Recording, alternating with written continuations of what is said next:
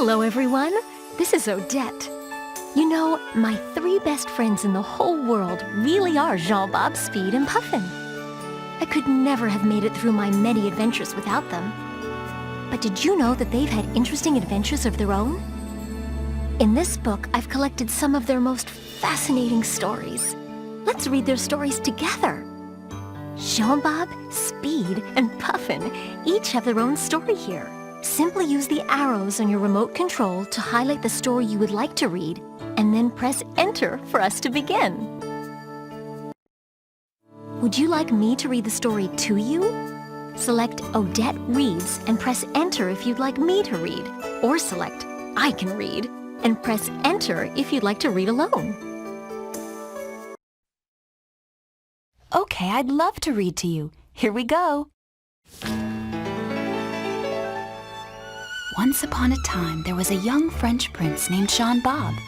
You might think that it's very odd for a frog to be a prince, but Jean-Bob really was. He came from a long line of royal frogs, and he was very proud of that fact. Jean-Bob grew up in a very big castle. He didn't have any brothers or sisters, so the king and queen spoiled him all of the time. On birthdays and Christmas, the palace was filled with presents just for him. Life was very easy for young Prince Jean-Bob. The servants cleaned his room, washed his clothes, cooked his food, and made his bed. Jean-Bob liked to tell the servants what to do.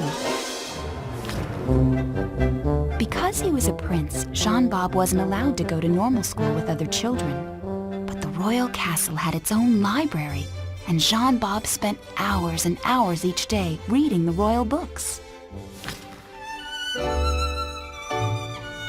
When he was about 18 years old, Jean-Bob finished reading all the books in the library. He didn't know what to do next. Princes don't go to work, and Jean-Bob was much too small to join the army or the navy. Poor Jean-Bob was lonely. He sat in the royal garden and thought about what to do with the rest of his life.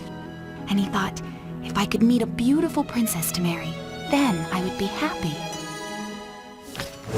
Jean-Bob began to work out every day so that if he met a beautiful princess, he would look strong and handsome. He even learned to croak louder than any other frog in the land. But a frog princess never did come to the castle. Jean-Bob decided he would have to leave the castle to find the princess. The king and queen were sad to see their son go, but they wanted Jean-Bob to be happy.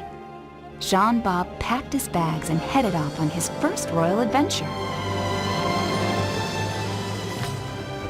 As Jean-Bob sailed into the sunset in search of his perfect princess, all the citizens of France came to wave goodbye. They loved their frog prince, and they were going to miss him, but they wanted him to be happy. Jean-Bob spent years traveling the world. He even went to Egypt and saw the pyramids. The pyramids had been built thousands of years ago by kings that were called pharaohs. Jean-Bob thought they were the most wonderful things he had ever seen. Jean-Bob passed through many villages. The villagers loved the frog that said that he was a prince. One pretty girl told Jean-Bob that he was charming.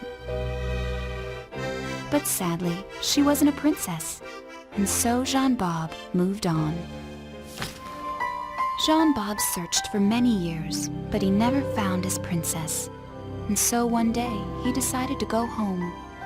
"Don't feel sad," said one man that Jean-Bob met upon the road. "At least you've seen the world and had an adventure."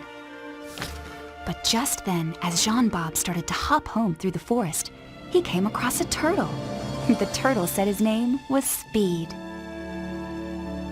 Jean-Bob told Speed that he was a prince, but Speed didn't believe him. Speed asked Jean-Bob if they could travel together, and for the first time since he had left home, Jean-Bob was happy. Jean-Bob may not have found his princess, but he had found a friend. And although Speed was a little slow, Jean-Bob realized that he would rather hop along slowly than travel alone.